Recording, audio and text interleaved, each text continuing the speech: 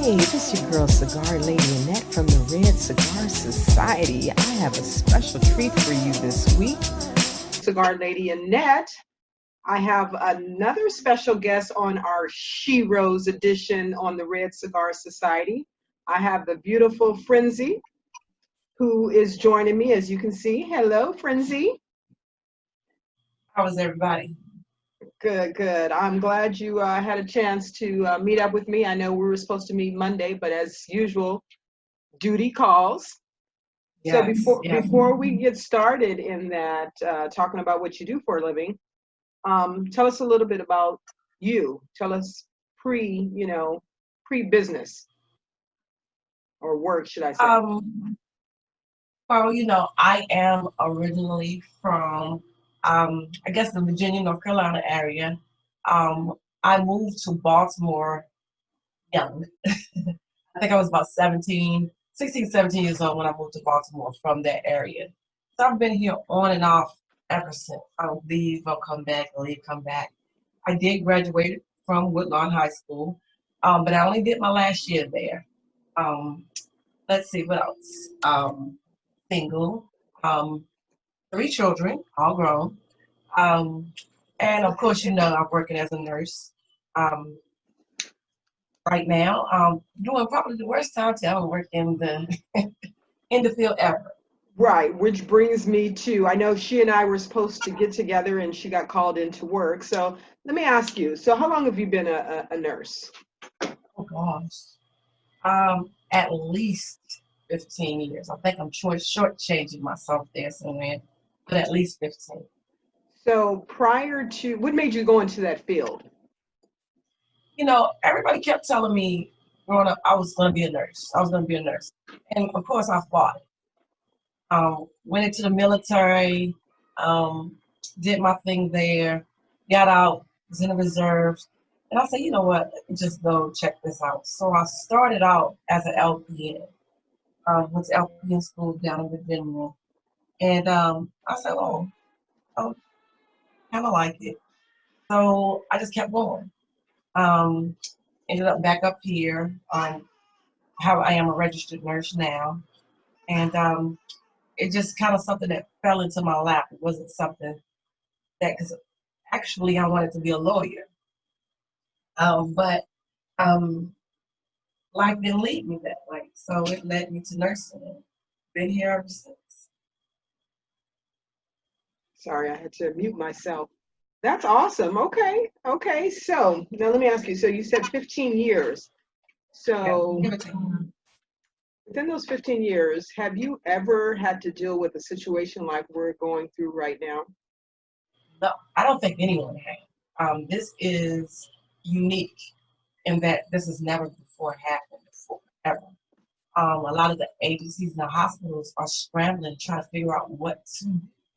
Um, I think the closest thing that we've ever had in U.S. history was the Spanish flu. Um, and then we didn't have the technology that we have now. So with the technology that we have now, people are more aware. They're more connected. And but even now, they still don't know what to do with this.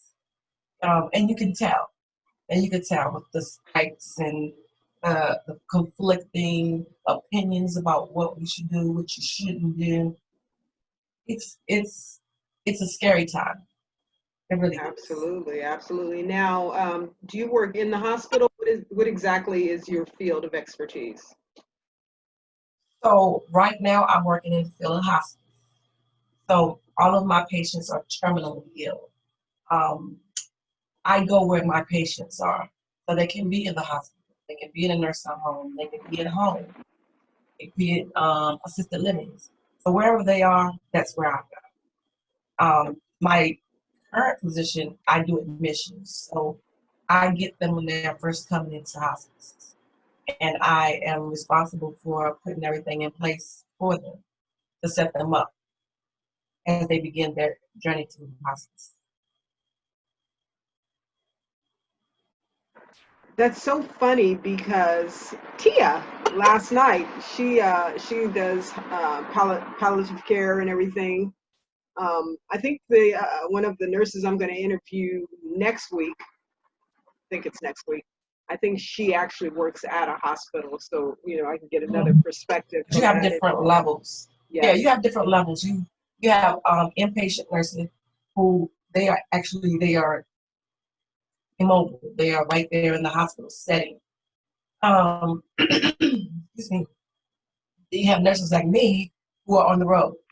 So there's a certain group of people, and it's growing, that they want to die at home. They want to be surrounded by their loved ones. They want to be home during this process, and we make that happen. Yeah, my grandmother, that's how it was for her. So how I know with Tia last night, she was saying how when all of this originally happened, more of her patients were actually dying in the hospital versus at home because they couldn't go home, they couldn't be around their loved ones. Is that what you're finding as well? So I am a home health hospice. So what I found initially, I was a case manager. So I had a group of about at that time this is when it first kicked off. I had about give or take 30 patients. In a matter of, I think it hit around March. By May, that number had decreased to like 10. Just to Wow. give you an idea of how devastating COVID hit that population. So, granted, those patients were already considered terminal, but there were some that I knew would have probably still been here Right, had it not. right. It just kind They of would have still had escalated. some time left. Yeah. Yes. So it decimated my senses. And Um, did you and find, I'm sorry, go ahead. what I was about to say is that in a lot of the facilities that I was going to, they stopped letting anybody come in. They shut their doors to families, friends, and nurses like me, who were they considered outside contractors. So it was really hard to take care of your patient if you can't see. So it's made this really difficult. That was the question I was just going to ask you. So you pretty much answered it for me. It's devastating. And now, do you ever question the field that you're in because of this situation?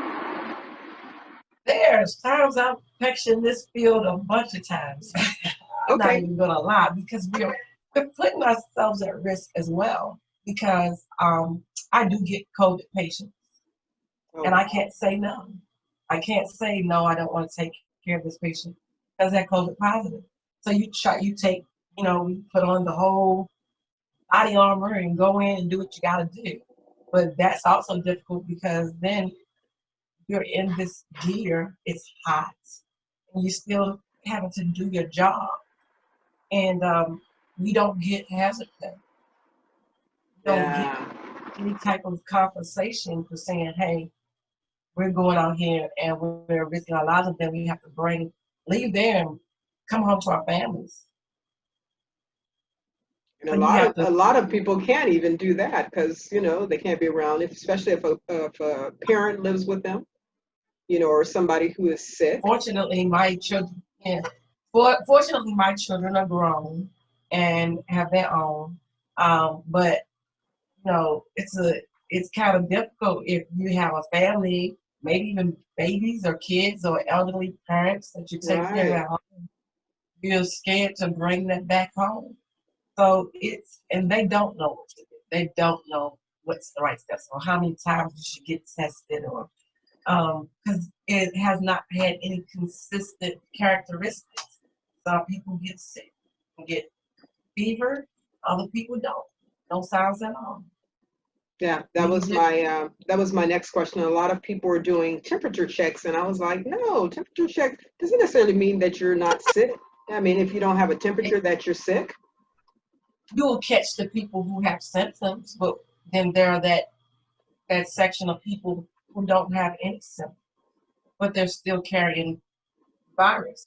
Right. You're not going to catch those. Some people don't have any symptoms, don't feel bad in any way. Some people do. It almost seems like it affects each person differently. Yeah, well, that's what I've been noticing. I know Kevin Hart did a stand-up, and that's what he said. His wife had no smell, no taste. He took a test, and the doctor told him he was positive. He's like, positive? Nothing wrong with me. I don't have no symptoms. I don't have a fever. I have all my taste. He said, I can even touch my nose. Yep. And that is the scary part of the disease, because let's just say when this first started, um, 45 had shut down the borders and did the temperature check. That wasn't a guarantee. It probably would have slowed the influx into the United States. But I don't think that it would have stopped it, because that's probably a certain number of people who don't even have symptoms, don't have any symptoms. So It's crazy. So let me ask you, what with all that everything with everything going on, what do you do to relax? What do you do afterwards so you can just say, oh, I get me a good cigar. Um, one of my favorite pastimes is smoking cigars. I don't get to do it as often as I like at this point because of the way I work. But a good cigar can relieve any type of stress you have. doesn't it though? Now you And just drink, right? yeah, Yeah, yeah. So, I just pretty much smoke cigars, but a lot of people will pair their cigars with something and they're like, it relax. I'm like, shoot, this is all I need right here. It's pretty much all yeah. that But I relaxes don't. me. But smoking the cigars, it causes me not to drink Oh, okay. as much. The combination of the two, boy, oh boy. The right cigar with the right drink, you don't need anything. Right. So it kind of evens each other out.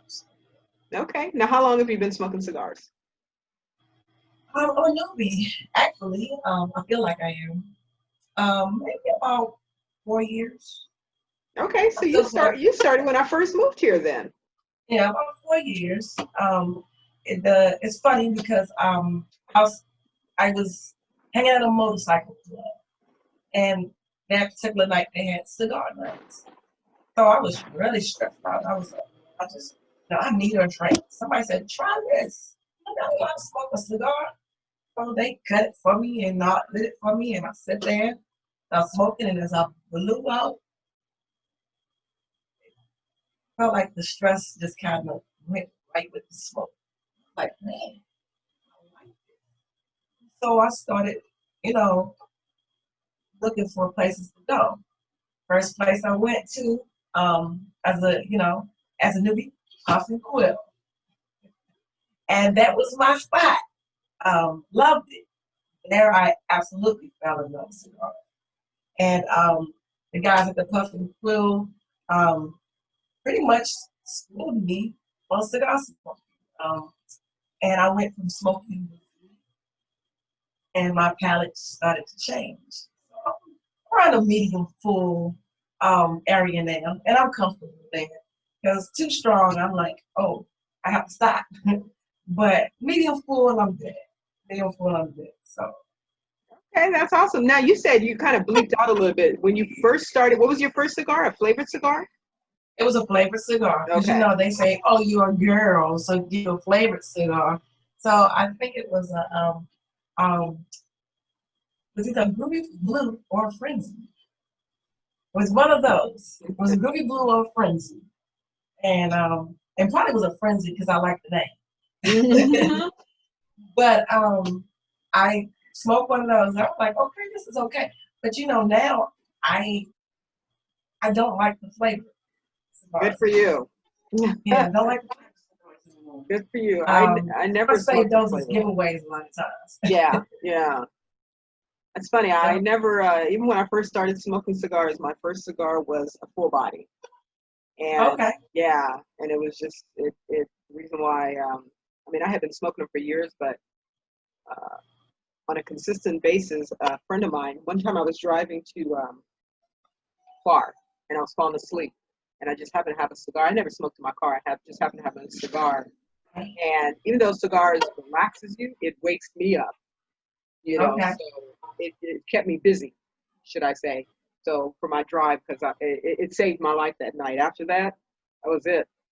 I I was can get hooked. away So from doing that to people, because even if I meet somebody who I know don't smoke, the first thing I'll point to, the first thing, what? I gotta get away from it because that's me. The first thing you point somebody who haven't smoked before is towards the sweet ones. And I was like, I gotta get away from that. But I guess it's just habit because it was done to me. When I was before I started smoking, because I was a girl, they was like, oh, you this over here, over here. But I was all over there. It's like, no, no, smoke this over here. This is better. And Yeah. then once I got in there and I got to, got to browse on my own and try. And I always encourage people to try. I always say So plain cigar. yeah. So what I experienced myself is with a new cigar smoker, you don't want a lot of guys used to give my friends what they're smoking, give females what they're smoking, and it turned them off. So I used to tell them stop doing that.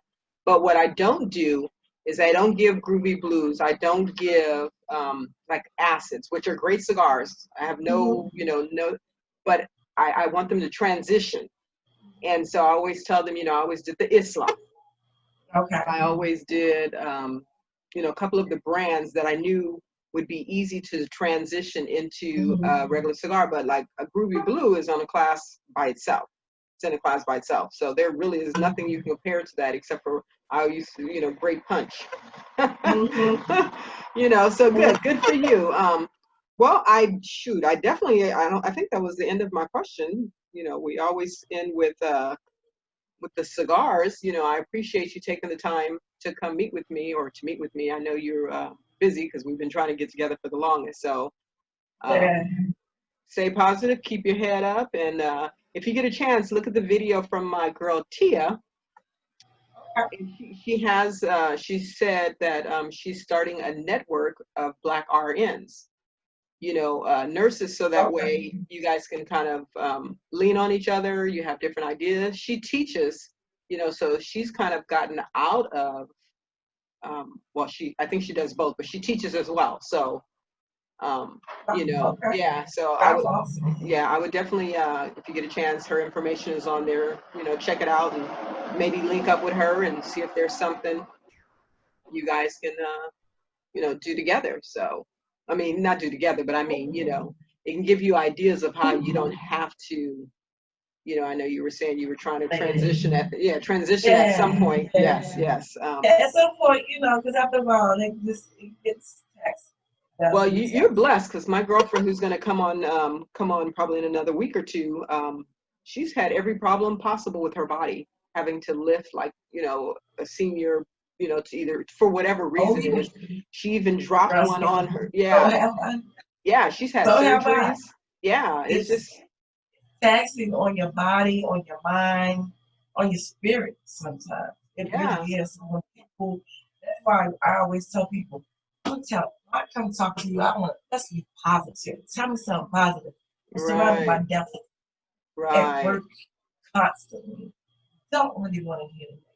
I want Yeah, to laugh, I want to talk, I want to just relax and kind of get away from all of absolutely, absolutely. It's a job I couldn't do. I already know that. I don't have the stomach for it. I don't have the heart for it. I don't have the mind for it. So, God bless you guys who do. And again, much success to you. And stay prayed up. Shit, that's about all you can do. Hell. that. Thank you for having me. Thank you for considering. Absolutely. I had to add you into my SHEros. All right, girl. You have a good evening. I'll send you a copy of this when I am finished. Oh, thank you. All right. Take care. Hey, thank you for watching our show. Or if you're listening, thank you for listening in. I hope you enjoyed the SHEros version of the Red Cigar Society and our special guest. Stay tuned for more interviews. Yes. Hey, don't forget to hit subscribe.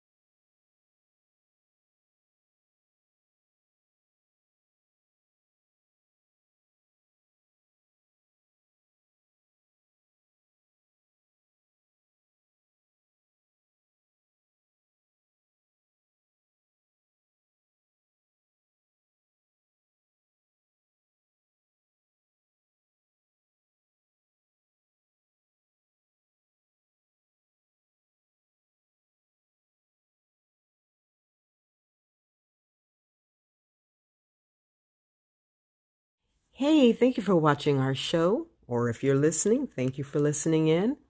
I hope you enjoyed the SHEros version of the Red Cigar Society and our special guest.